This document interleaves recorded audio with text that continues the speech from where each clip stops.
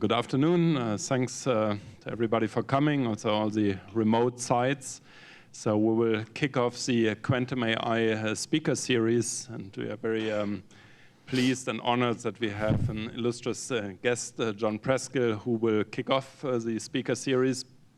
John is actually based across town in Pasadena at Caltech, where he is the Richard Feynman Professor. He's there since '83. And previously, he got his PhD from Harvard.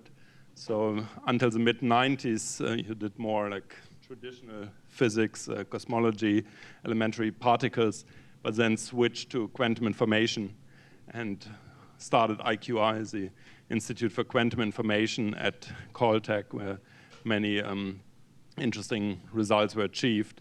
And in his career, I think he had 45 PhDs and 40 postdocs, and I think this room here is becoming testimony to it, because we are surrounded by Preskill postdocs and PhDs. And Sergio on our team learned from John, so definitely left his mark on the field of quantum information.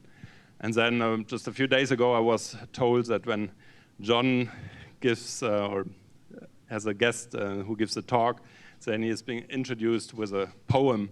I thought, oh my God, that's a high bar. But fortunately, Dave Bacon on our team came through, and he put a little limerick together to announce John, so I will try this. There was once a physicist named John who threw qubits into the beyond. Across the horizon they went, but were they really spent or destined to become Hawking radiation? So I have to confess, Dave, this is a very geeky limerick, even for Google standards.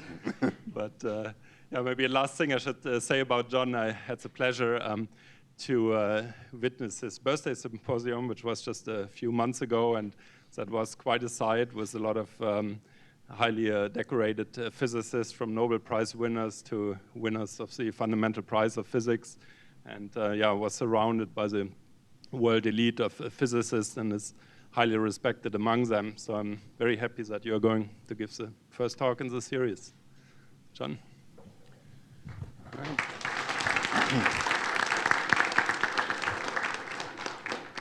You hear me okay? Thanks a lot, Hartmut, and good job on the reading of the limerick. Thank you, Dave. I haven't been introduced by a limerick before, as I recall. This is going to be a talk about quantum physics, but it's also, to some extent, about technology. Now, you guys know more about technology than I do. I have this laptop. I think it's pretty cool. And we all recognize, I'm sure you more than I, that technology that seems impressive to us now is going to be replaced by the end of the century by new technology that we can't really expect to imagine at this stage. But it's fun to think about future technologies. I may not be the best qualified to do that, because unlike many of you, I am not an engineer. I'm a theoretical physicist, and maybe I'm not especially knowledgeable about how computers work. But as a physicist, I know that the crowning intellectual achievement of the past century has been the development of quantum theory. So it's natural to wonder about how the development of quantum theory in the 20th century is going to impact 21st century technologies. And in particular, information technology. Now, quantum theory is over 100 years old, but there are some ways in which classical and quantum systems differ that we are really only appreciating deeply in the last couple of years. And those properties have to do with information encoded in physical systems. To a physicist, information is something that we can encode and store in the state of some physical system, like the pages of a book, but fundamentally, all physical systems are really quantum systems governed by quantum physics. So information is something that we can encode and store in a quantum system. And information carried by quantum systems has some famously counterintuitive properties. So physicists like to speak about the weirdness of quantum theory, and we relish that weirdness and take great delight in it. But more recently, we're asking more seriously whether it's possible to put that weirdness to work, to exploit unusual properties of quantum information to perform tasks that wouldn't be possible if this were a less weird classical world. And that desire to put weirdness to work has driven the emergence of a field we call quantum information science, which from my perspective derives a lot of its intellectual vitality from three main ideas: quantum entanglement, quantum computing, and quantum error correction. And my goal in the talk is to introduce you to these ideas if you're not already familiar with them. So starting at the beginning, we know that we can express classical information in terms of bits, where we might think of a bit as an object like a ball that can be either one of two colors, say red or green. And if I want to, I can store a bit in a box, and then later on, if I open the box, the color ball I put in comes out again, so we can recover a bit and read it. Quantum information, too, can be expressed in terms of indivisible units, what we call quantum bits or qubits. And for many purposes, it's useful to think of a qubit as an object stored in a box, but where now we can open the box in two complementary ways, two different ways to prepare or observe the state of a qubit. And if I put information in door number 1 or door number 2, then later on I can open the same door again, and the color that I put in will come out of the box, just like it were a classical bit. But if I say store information in door number 1 and then later on open the complementary door, door number 2, then it's unpredictable what we'll find. It has probability 1/2 of being red, probability 1/2 of being green. So if you're going to observe quantum information, you have to do it the right way. If you do it in the wrong way, you'll actually damage the information. And one reason why that's important is appreciated if we think about copying quantum states. If I had a quantum copying machine, that would mean that if I happen to have put information in door number 1 of a qubit, I could make a copy, and then I could open door number 1 of the original and the duplicate, and out of both, I would find the color that I put in. Or if I had put information in door number 2 of a qubit, I could make a copy and open door number 2 on the original and the duplicate, and the color that I put in would come out of both boxes. But in fact, there is no such machine. A machine that copies unknown quantum states is not allowed by the rules of quantum mechanics. And the reason is that to copy what's inside the box, the machine has to probe what's inside. And if it opens the right door, the door that I use, then it can copy the information, no problem, just as though it were classical. But if it opens the wrong door, it will damage the information. And at that point, it won't be possible to make a high fidelity copy. So, although we might be able to clone a sheep, we can't clone a qubit. We can't copy unknown quantum states.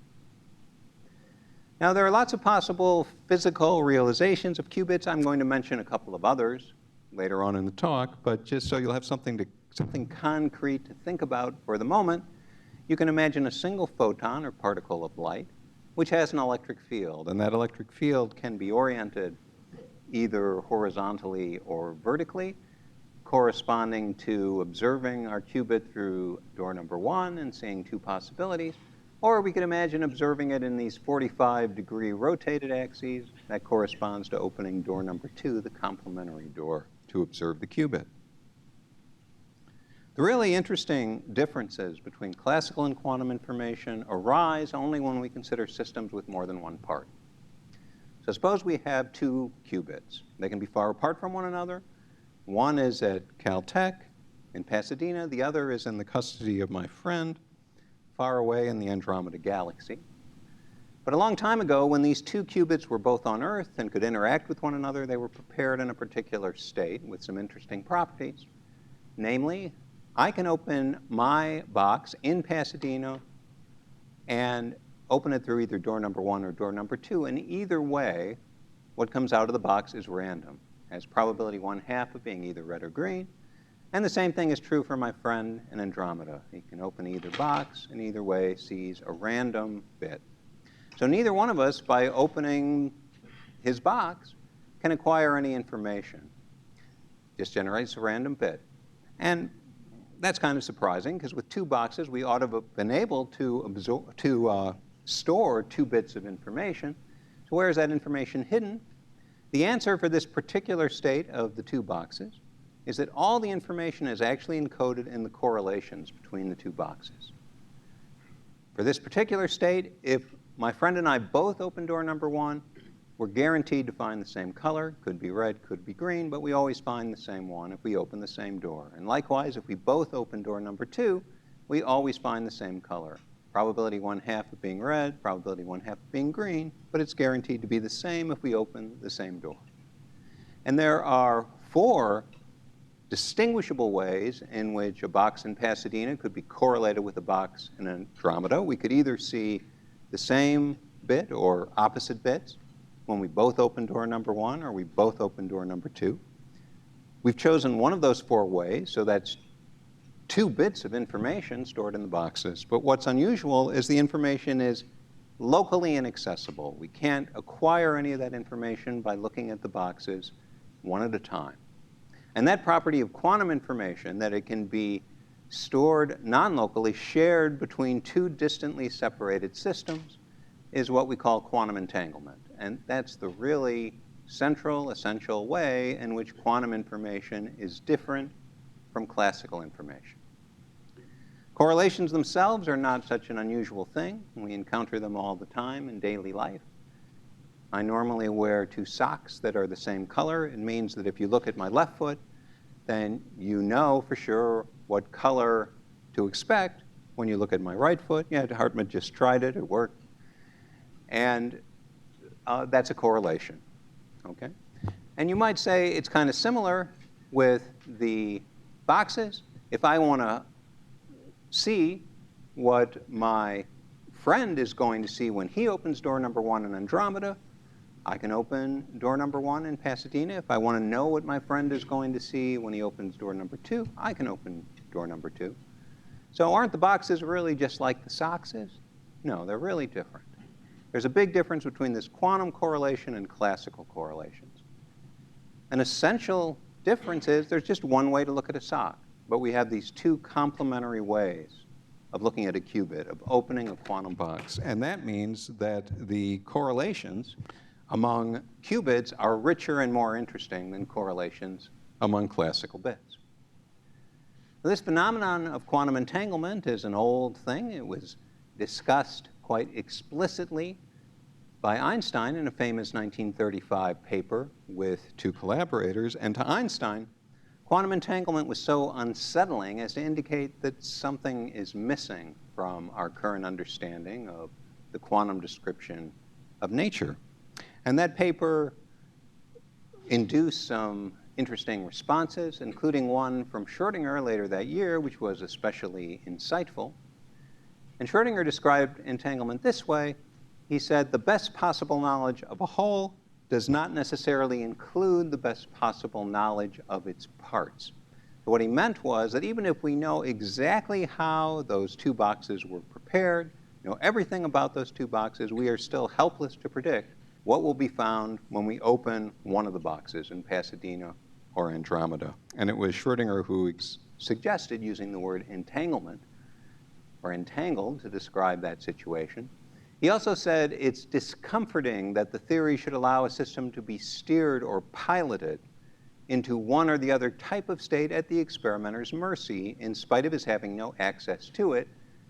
Schrödinger meant, isn't it odd that it's up to me to decide by opening door number 1 or door number 2 whether I will know what my friend will see when he opens door number 1 or door number 2?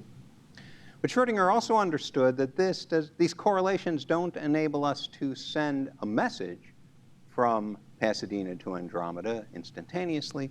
No matter what I do, my friend opens either door number 1 or door number 2 and just finds a random bit, learning nothing about what I did and receiving no information from me.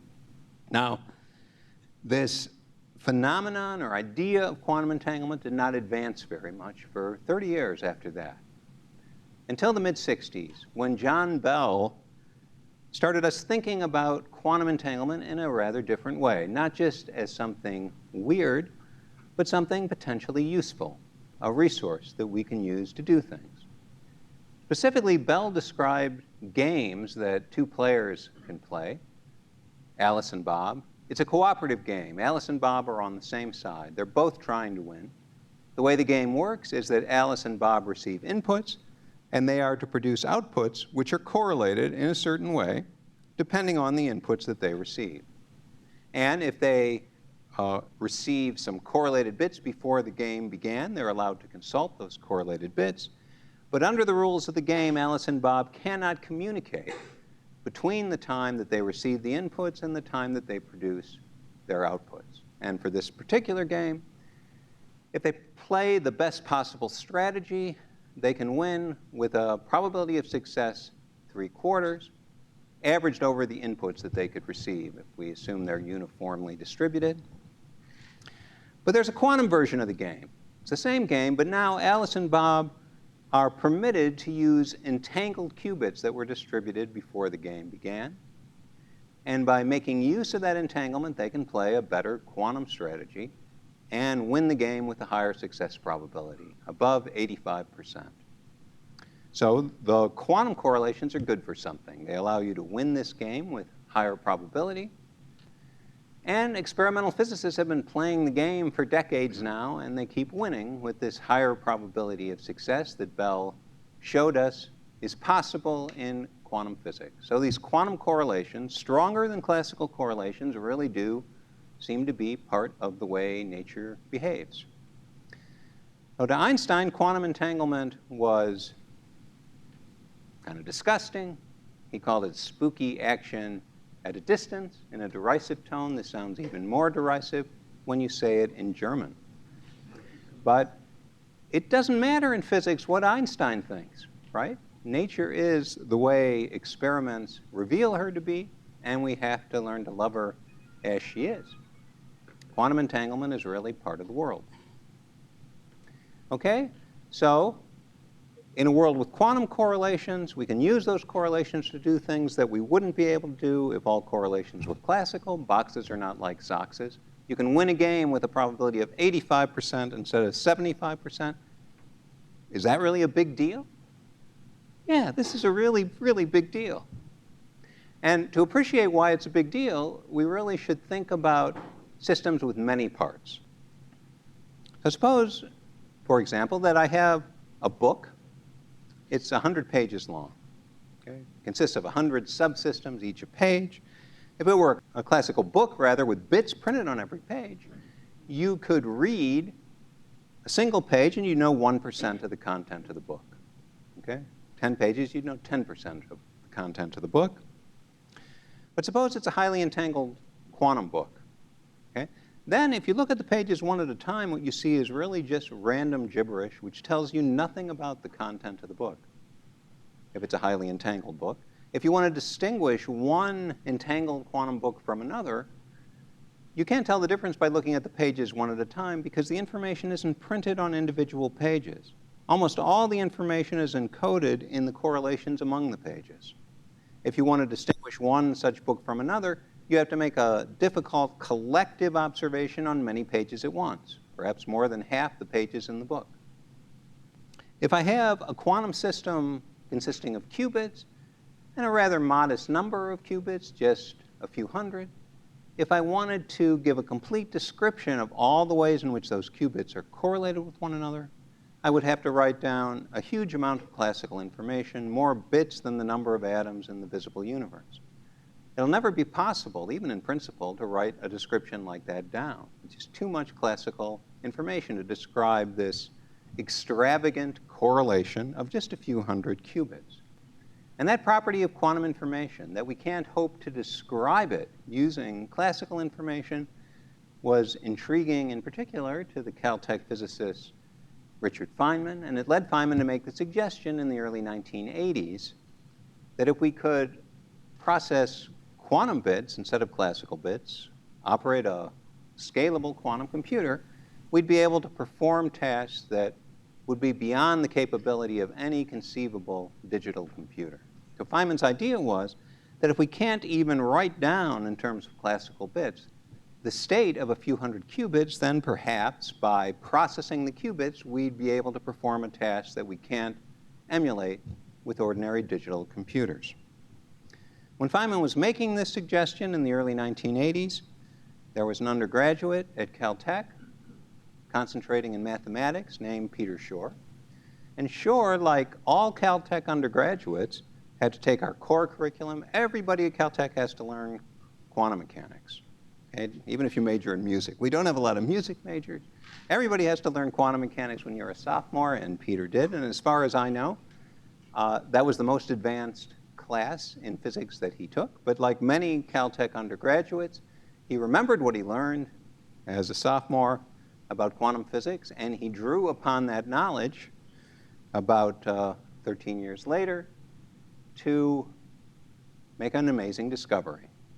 Shor in 1994 realized that if you could build a quantum computer, it would be able to solve certain problems like finding the prime factors of large composite integers very, very quickly. That for a quantum computer, factoring would not be much harder than multiplying numbers together.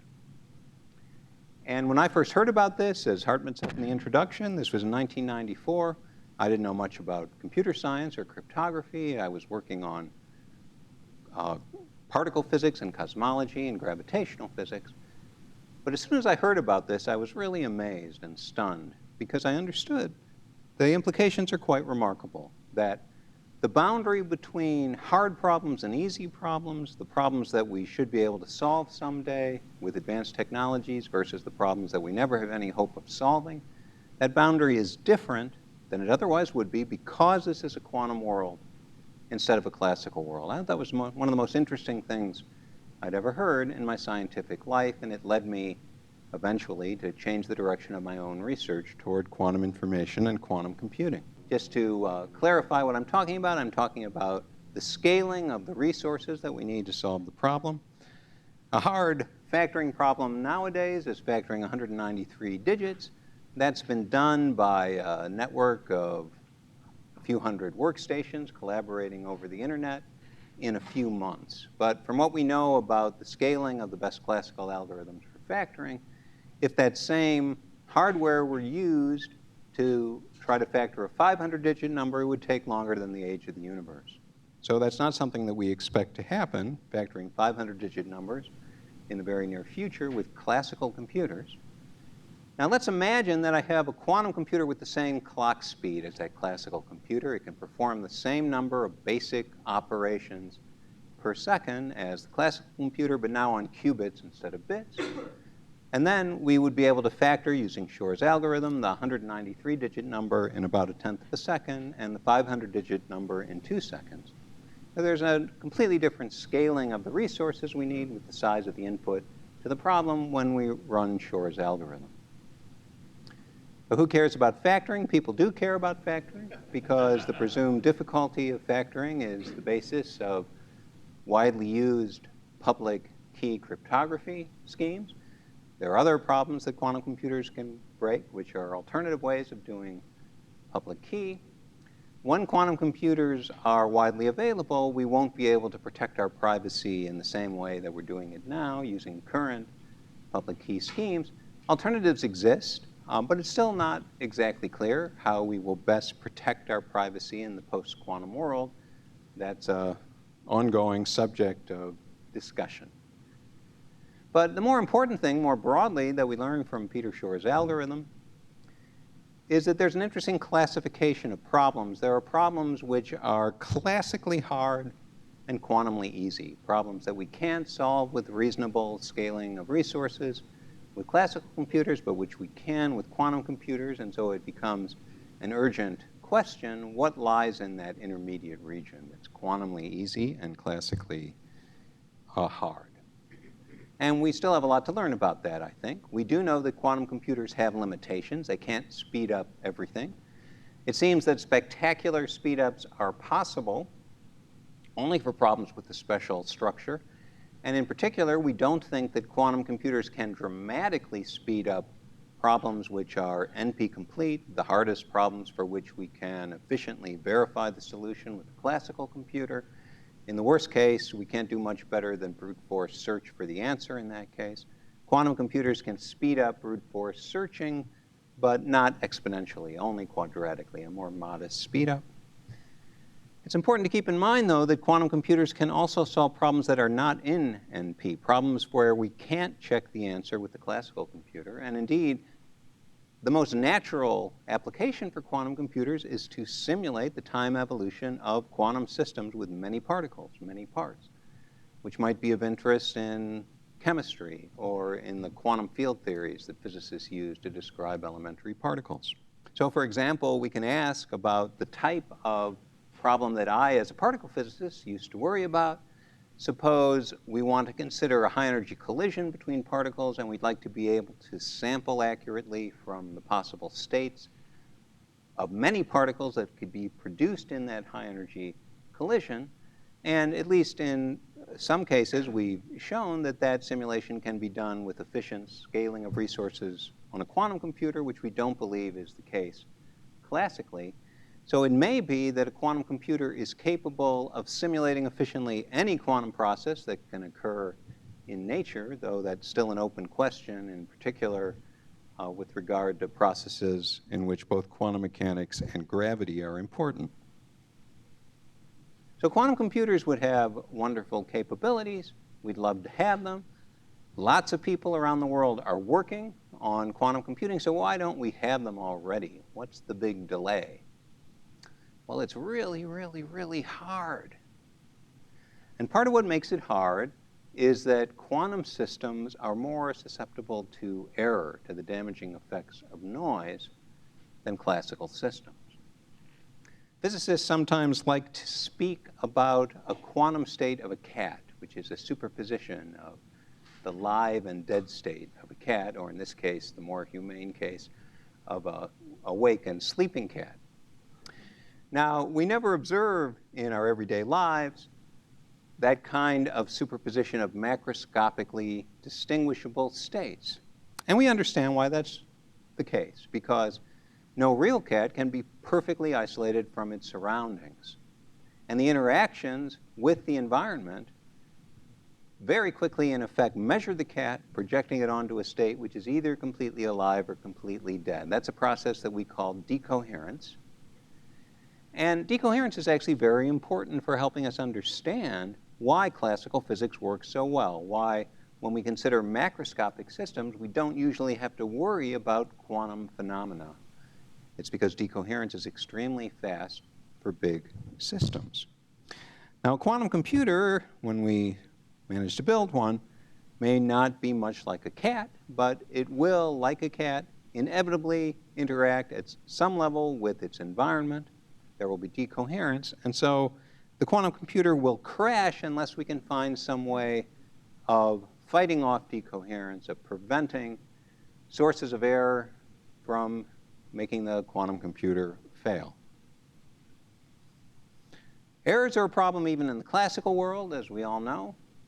I have many bits that I cherish and I would hate to lose, and everywhere there are dragons lurking who take delight in tampering with those bits and flipping them from red to green or whatever. But we know ways of protecting ourselves from the dragons. We can encode information redundantly, so that if I have a bit that I want to be sure to keep, I can, for example, store backup copies of the bit. That's an example of a simple code which can be used to protect against errors. The dragon might come along and flip the color of one of the balls, but as long as the dragon hasn't had a chance to interact with more than one ball, I can employ a busy beaver of the sort we have many of at Caltech, and we can ask the beaver, if he sees that one ball is a different color than the others, to recolor that ball so that all three match. And so as long as only one of the balls has been damaged, we can recover the original encoded state and protect against errors. So we'd like to use the same concept of protecting information from error through redundant storage in the quantum world. But there are some potential obstacles. As we've already discussed, we can't copy unknown quantum states. So I can't take the state of a quantum computer and store a backup copy in case the original gets damaged. And there are more things that can go wrong with quantum information than classical information. It could be that the dragon will come along and open door number 1 of a qubit and flip the color of the ball and reclose the box. That would be like a bit flip that occurs in a classical bit. But it's also possible that the dragon could open door number 2 and change the color of the ball. That's what we call a phase error in quantum information. It really has no analog in the classical world. And there's another way of thinking about these phase errors. Another way a phase error, or an error through door number 2, could occur would be for a dragon to open door number 1, look at the color of the ball, and not flip the color, but just remember the color, make a record of what the color is. And that record will damage the information if we try to look at the qubit through door number 2. And in many physical situations, it's easier to remember or record the value of a bit than to flip a bit, and that means these phase errors are particularly pervasive and hard to avoid in many types of physical systems. In fact, if we want to resist decoherence, it means we have to somehow prevent the environment from learning about the state of the quantum computer during the course of the computation. If some record is left behind of what the intermediate state of the quantum computer was, that will cause the quantum computer to fail. If a quantum computation was successful, then it should be that if you ask the quantum computer after it's done, what did you just do while you were factoring that huge number, it should always answer, I forget, because no record was left behind of the state of the computer at intermediate times. So we really need to do a kind of secret computation, completely sealed off from the surroundings if we want a quantum computer to succeed. When we're done with the computation and we have the result, it's okay to broadcast that to the world and tell everyone what the answer is. But we can't have any record left behind of the state of the quantum computer during the course of the computation, because that will cause the computation to fail. So we have to figure out a way to encrypt the processing that we're doing. And really, our enemy here is entanglement. It is entanglement between our quantum computer and its environment, which drives decoherence. And the way to fight off that entanglement is to use entanglement to our advantage, to store information in a highly entangled state. If I want to store 1 logical qubit, it is possible to do that if I have 5 physical qubits in such a way that if the dragon comes along and looks at one of those 5 qubits, the dragon can't acquire any information about what the logical state is of the qubit by looking at that one box. This is just like the 100-page book I described earlier. The state of the 5 qubits is highly entangled. So if you want to know what the information is stored in that 5-qubit book, you can't learn that information by looking at a single qubit. It's not there. It's in the correlations among the qubits. And we can again ask the beaver to help us out. After the dragon has done something and we don't know what, we can ask the beaver to make some kind of collective observation on the 5 qubits, which we can do with the quantum computer, and from that information learn not the state of the logical qubit that we're trying to protect. We don't want anyone, even the beaver, to know what that is, but what damage has occurred, which of the boxes has been damaged, what needs to be done to repair the damage, and then the beaver can reinstate the original encoded state if only one of the qubits has been damaged. So that's the principle of quantum error correction. And how do we actually get this to work? Well, we'll see. But one hero of the story is my colleague, Alexei Kataya. I first met Alexei in 1997 on his first visit to the US. He came to Caltech and gave a talk on the first day we met, and I made these notes. And it was really one of the most exciting days of my scientific life to talk to Kataya that way, because I learned from him an idea which I felt could potentially be transformative about quantum error correction. And what I learned from Kataya is the connection between error correction and topology. Topology is the word mathematicians use if they want to describe properties of objects that remain invariant when we smoothly deform the object without tearing it. And likewise, we would like the way a quantum computer processes protected information to remain invariant when we deform the computer by introducing some noise.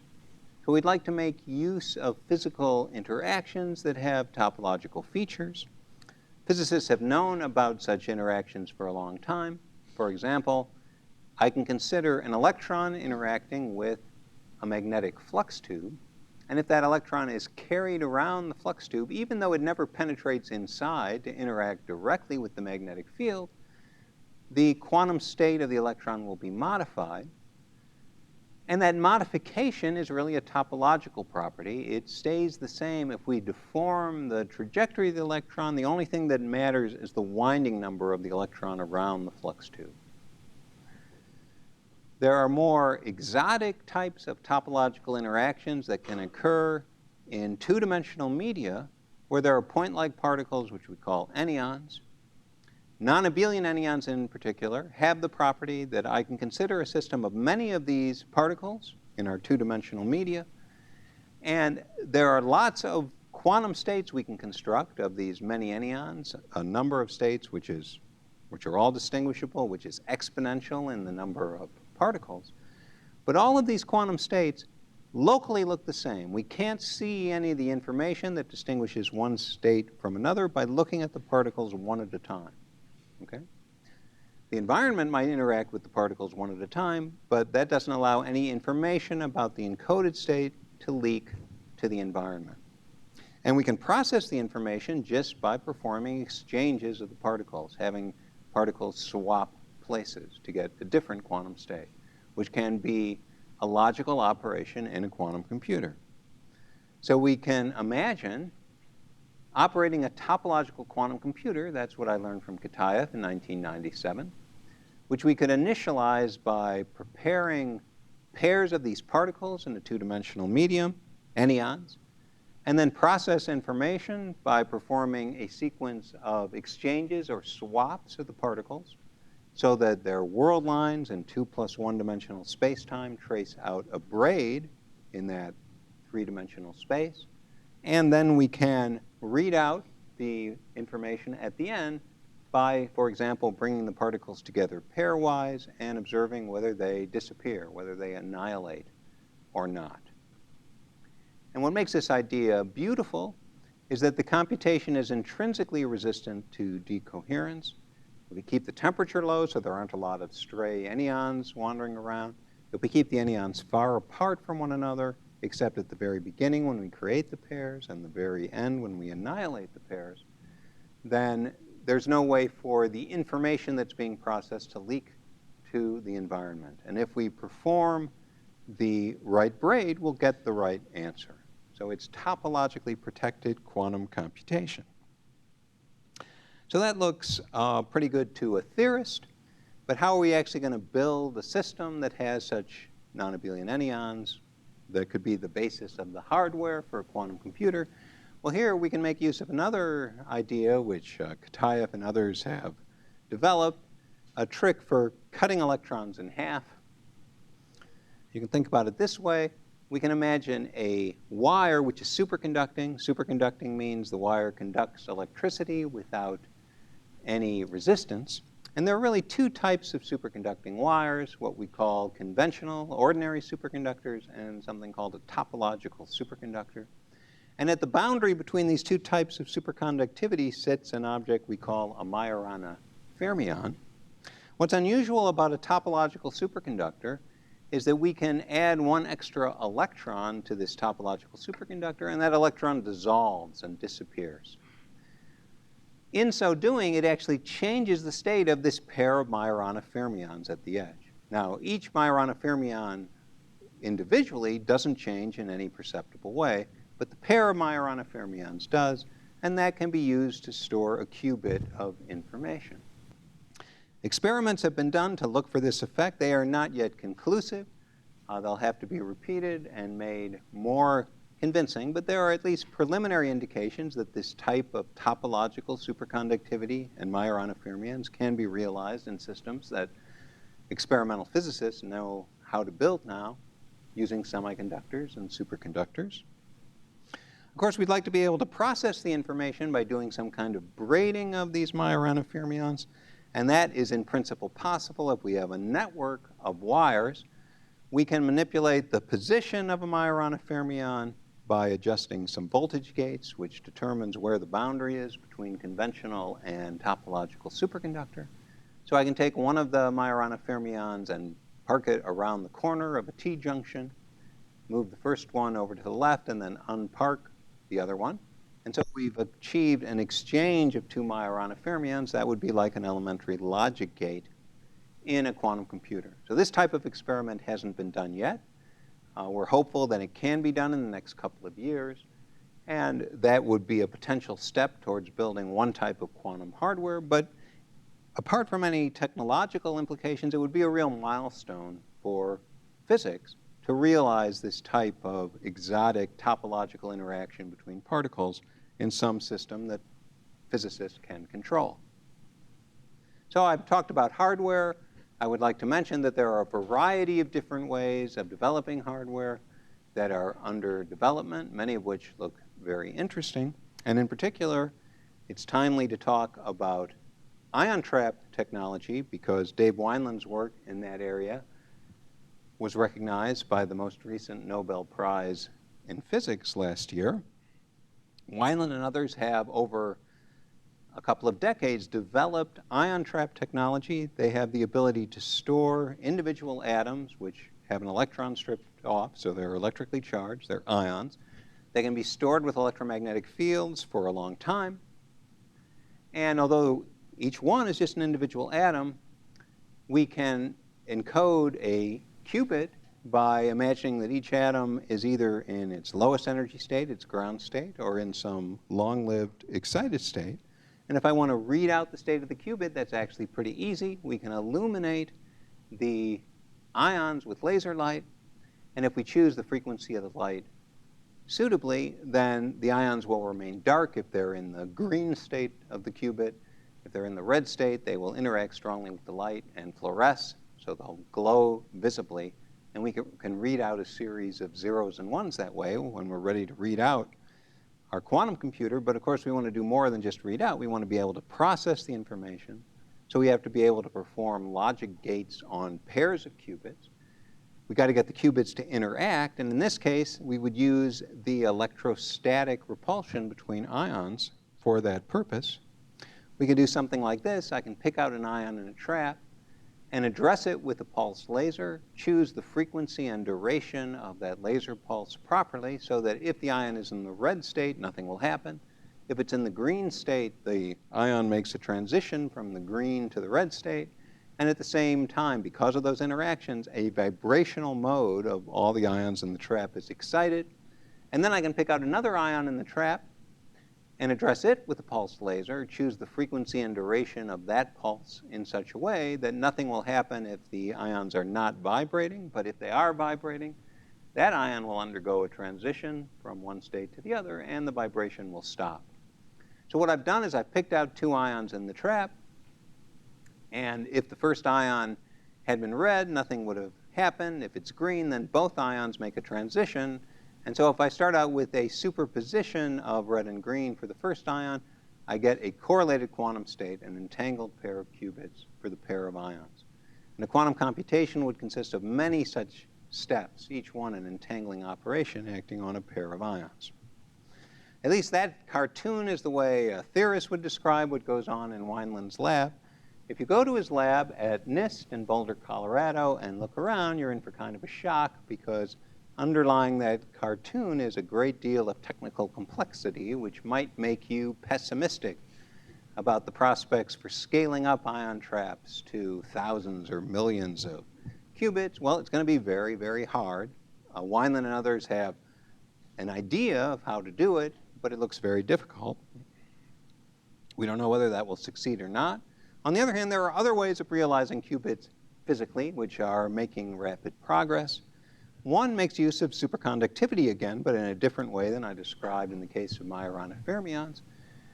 We can use superconducting wires to store quantum information, and although for practical reasons this isn't the best way to do it, and you'll learn about better ways to do it when John Martinez is here in a month or two, you can visualize how we could store information by thinking of a closed loop of superconducting wire with a persistent current flowing, and the current can flow either clockwise or counterclockwise around the loop. Those are the two distinguishable states of the qubit. And what's remarkable about that encoding is that the information is encoded in a collective state of billions of electrons, and yet we can treat it like a single unit of quantum information and protect it and manipulate it quite accurately. Another possibility is to use a single electron, which has a magnetic field, a spin, where its north pole can be oriented either up or down. So that's a qubit.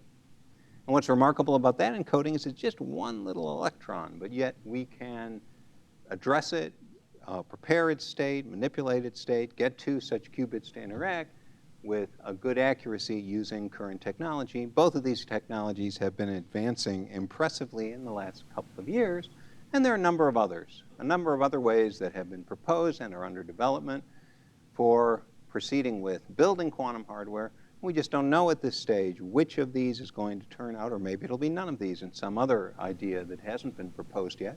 Each of these technologies has advantages and disadvantages. Perhaps the systems of the future will use hybrid technologies where we combine together different types of qubits so we can take advantage of the strong points of each of these technologies. No matter how we build the hardware, we're going to have to do error correction, as I described earlier. And actually, the best idea we have about how to do this error correction in a reasonably efficient manner goes back to these topological encodings of information that I mentioned. The best idea we have is that if you're going to use ions or electron spins or superconducting circuits, you can, by getting such systems to interact in a prescribed way, make them behave like these topological media that I described that support anyons. And so we can use that system to store quantum information robustly. But that will only work effectively if our gates are good enough. We have to have a low enough rate of error per gate in order for these error correction ideas to effectively protect a quantum computer against the damaging effects of noise. We would like the probability of error per gate to be considerably less than 1% in order to have reasonably efficient error correction schemes. And the hardware is advancing and getting into that interesting regime where we can do 2 qubit gates with the required accuracy for quantum error correction to be effective. So how far do we have to go before we can build factoring machines that can really outperform what can be done with classical computers? Well, let's say we want to break the RSA scheme as it's usually implemented these days. That means we have to factor a 2048-bit number. Well, you can do that with a classical computer. It's just a question of resources. John Martinez has done these estimates, which I'm stealing from him. If you want to factor a 2048-bit number, then you just have to cover 1/4 of the land area of North America with a server farm. That would cost about $1 million trillion.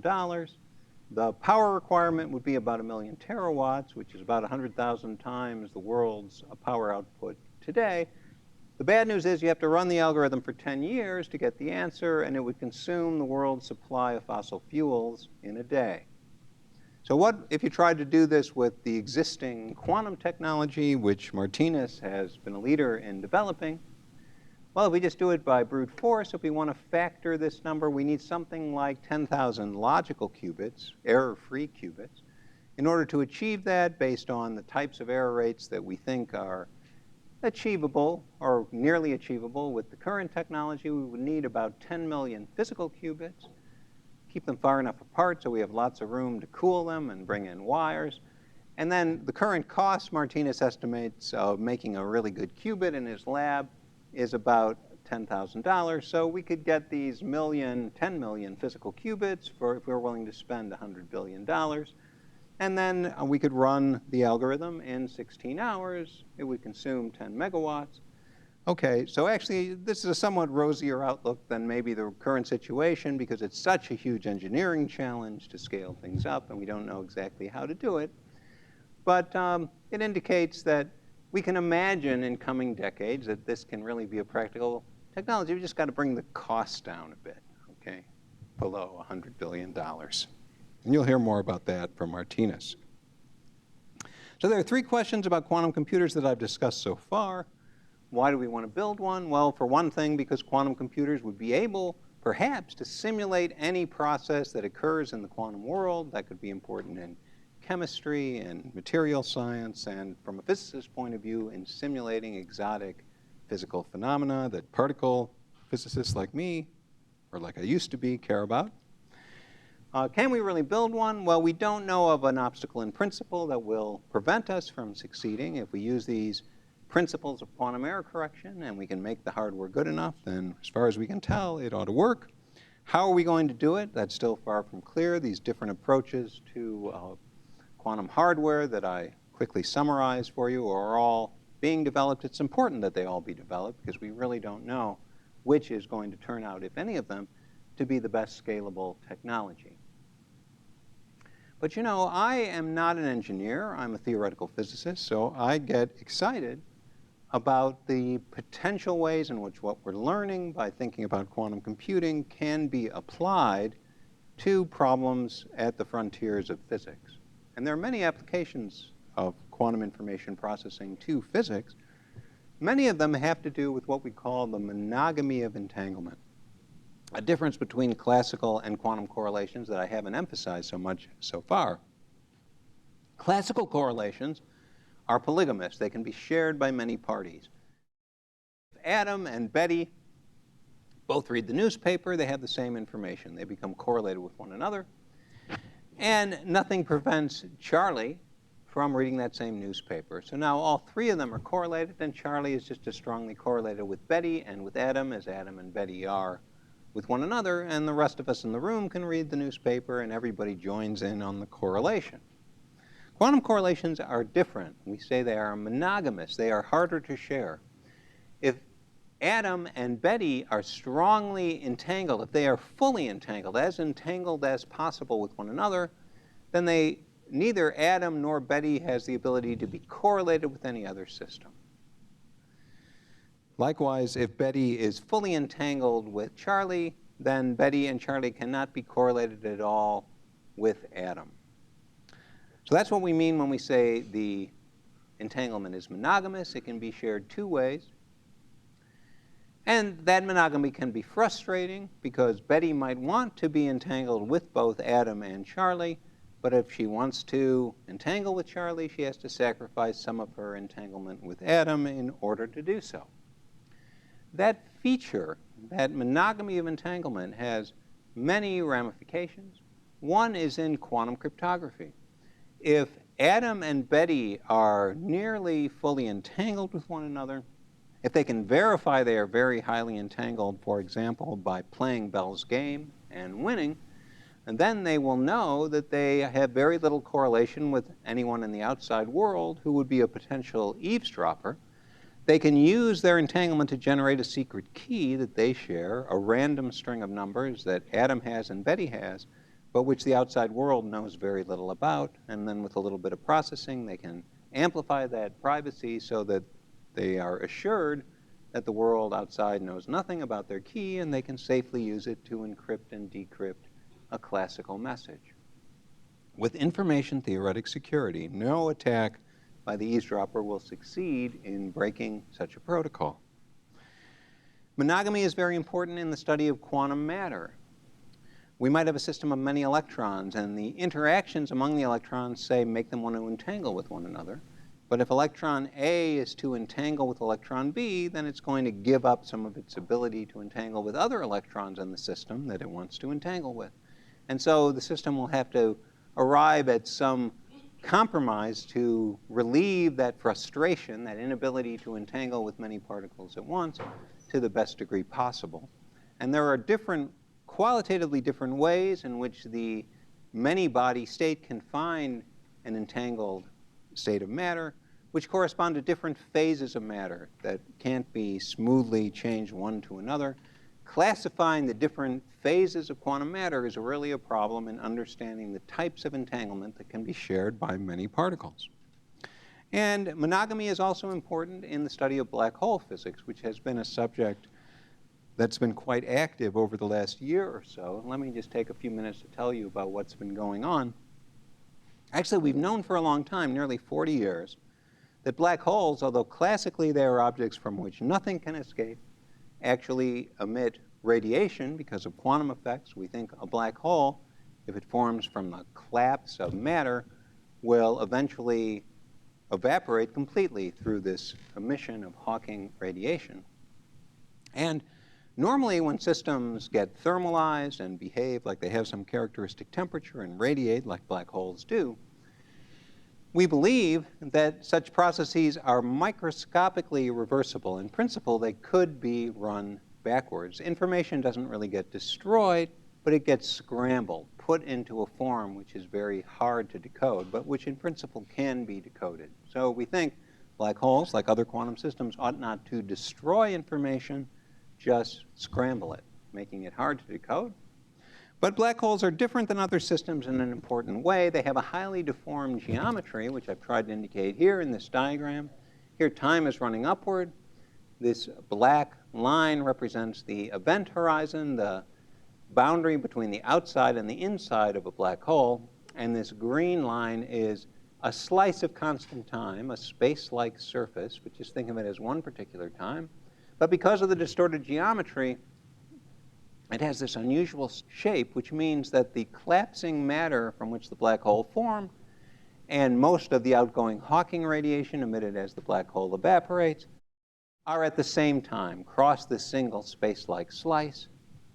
And so if information really comes out of a black hole in a highly scrambled form, it means the information is at the same time as at two different places, inside the black hole and outside. But remember, I told you that we can't copy quantum information. So we're kind of stuck here. If black holes don't destroy information, then it seems that they are quantum copying machines, that they are able to clone a quantum state, taking the information encoded in the collapsing matter and printing it in this outgoing Hawking radiation. And that caused great puzzlement. But for about 20 years, we've had an idea about how the situation is resolved, which is called black hole complementarity. It's a kind of crazy idea. It is that we should not think of the outside system, the Hawking radiation, and the inside system, the collapsing matter, as two different parts of a big system. We should think of them as two complementary ways of describing the same system, as, so to speak, door number one and door number two of black hole physics, two complementary descriptions of the same system. And that's not at all obvious, and we actually need to understand black holes better to clarify exactly why it occurs. But the idea is that this isn't really cloning. It's just we have two descriptions of the same physics. One is appropriate for someone who falls into the black hole, the description of the information in the collapsing body. The other is appropriate for someone who stays outside. That's the information imprinted in the Hawking radiation. This idea of black hole complementarity is intended to reconcile three beliefs which seem reasonable. Black holes don't destroy information, they merely scramble it. Secondly, that an observer who falls through the horizon, the boundary between inside and outside of a black hole, doesn't notice anything unusual upon entering the black hole. Everything seems normal until later on, when that party will inevitably be torn apart by very strong gravitational forces deep inside the black hole. And physics seems perfectly normal from the point of view of someone who stays outside the black hole. But what has recently been argued is that these three things can't simultaneously be true. And the problem is this, that if we consider an old black hole which has been radiated for a long time, information is starting to leak out of it as it evaporates. That means that the recently emitted radiation, system B, has to be highly entangled with radiation that was emitted earlier, which I called system C. But we also know that if a freely falling observer falling through the horizon sees not a lot of particles, but something that just looks like empty space actually has a lot of entanglement between the region outside the black hole B and the region inside A. So this recently emitted radiation has to be highly entangled with the inside of the black hole. It also has to be highly entangled with earlier radiation, and that's a problem because system B can't be highly entangled with both A and C. That violates monogamy. And so we're really confused about what this means. What has been suggested is that we should give up on assumption 2 that freely falling observers don't think everything is smooth and nice and normal when they cross from the outside to the inside in the black hole. In fact, there is no inside, and they just hit a seething firewall. The singularity, where you get torn apart, is actually right at the horizon. That's the suggestion, which has been promoted recently. And it's crazy because if you just solve the equations of general relativity to see what the geometry of a black hole should be, that's not what you find. You find, in fact, the geometry should be very smooth as you cross the horizon. So we're really confused about this. The reason I'm telling you about it is that this debate could have occurred 20 years ago, but it's occurring now, I think, because the gravitational physicists and string theorists are more accustomed now to thinking about their physical systems from the point of view of quantum information and entanglement. And that's a change which is occurring throughout many areas of physics. Physics is a broad subject. We have the frontier of short distances, in which we study the elementary particles and their interactions.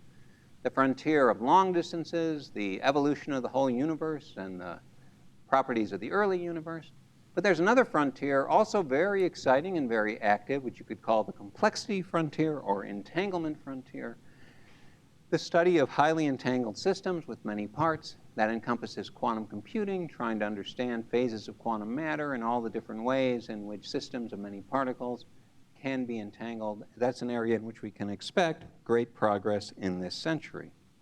At Caltech, we have a center devoted to the exploration of this entanglement frontier from many points of view.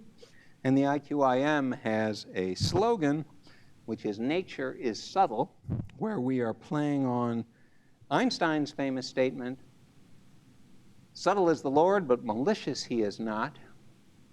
Einstein, for all his audacity and genius, underestimated the subtlety of nature when he dismissed quantum entanglement as spooky action at a distance. And what we're trying to do in quantum information science these days is to enjoy and relish and explore and exploit, ultimately, the subtlety of the quantum world and all its facets and ramifications. Thanks for listening to me today.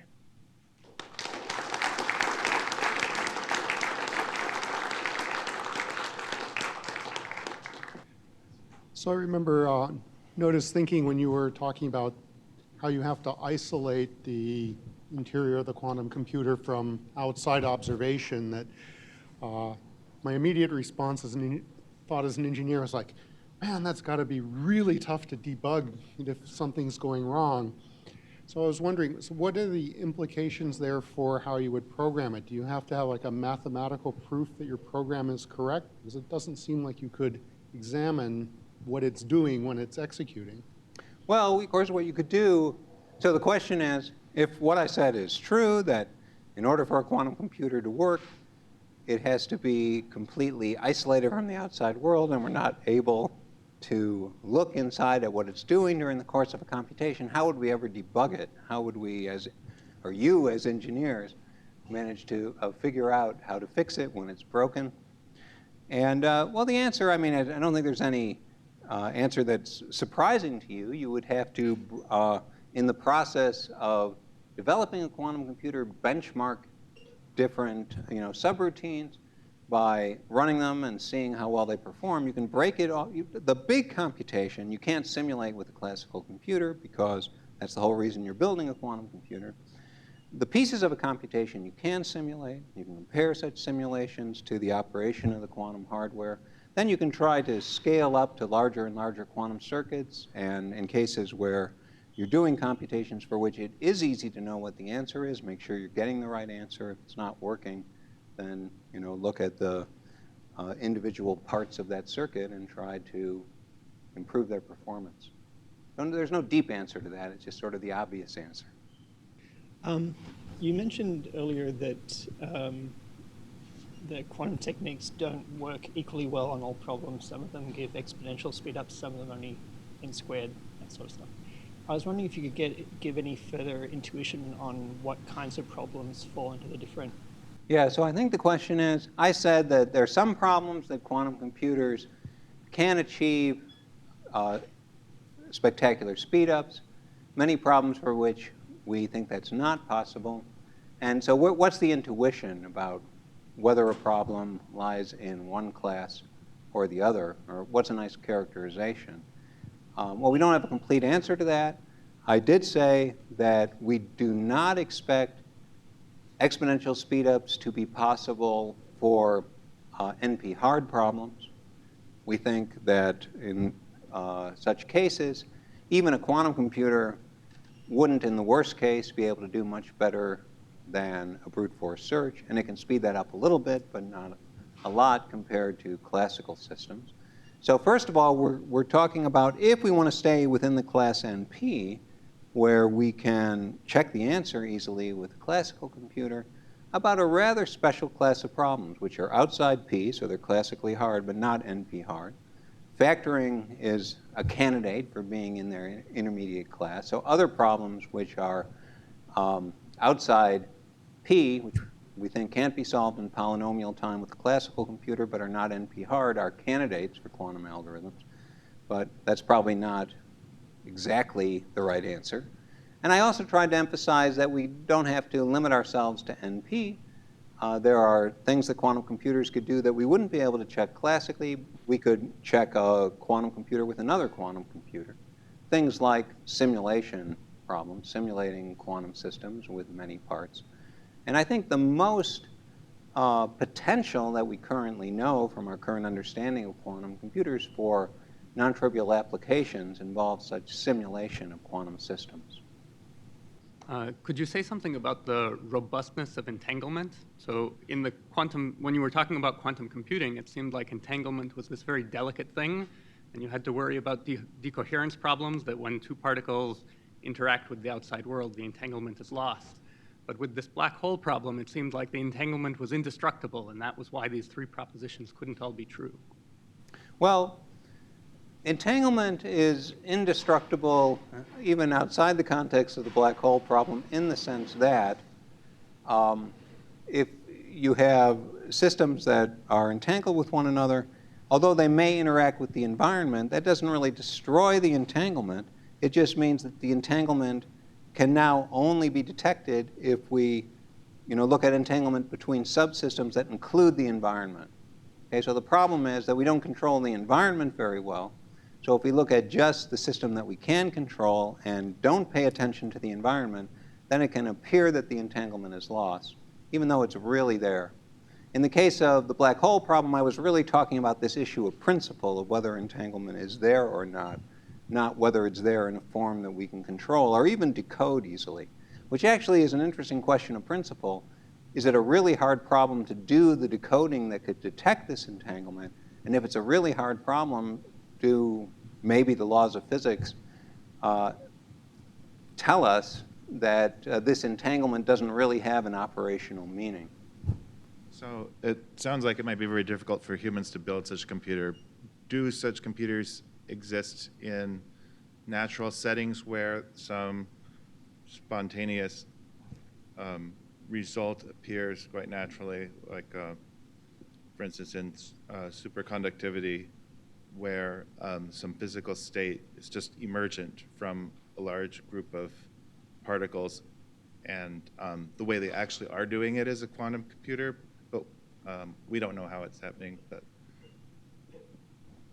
right, so the question is, for humans it may be hard to realize large-scale quantum computers. Are there ways in which nature does it? Are there natural processes in which quantum computation occurs, so to speak, spontaneously? Yeah, I mean, it's sort of, it was hard for us to build a hydrogen bomb, but the sun does it. In fact, it was hard to build a fission bomb, but there was a spontaneous, uranium reactor in Africa because too much uranium was collected in one place. So is quantum computation occurring by such naturally occurring process somewhere? I don't know. I think my guess is that if we really want large-scale quantum computers which are hard to simulate classically, well, I mean, there are lots of things going on in physics labs for which that might be a fair statement, that there are states of quantum matter. One famous one is the high-temperature superconductors, which we don't understand very well microscopically how they work because we haven't so far been able to simulate them on classical computers. But so maybe that system is, by simulating itself, is performing a quantum computation in some sense. Or more broadly, whenever a quantum system evolves forward in time, it is, in a sense, behaving like a quantum computer. But I'm afraid that's probably too broad a notion of what we mean by a quantum computer. My guess is that nature has a way of realizing quantum computers. The way is to allow engineers to evolve who build them.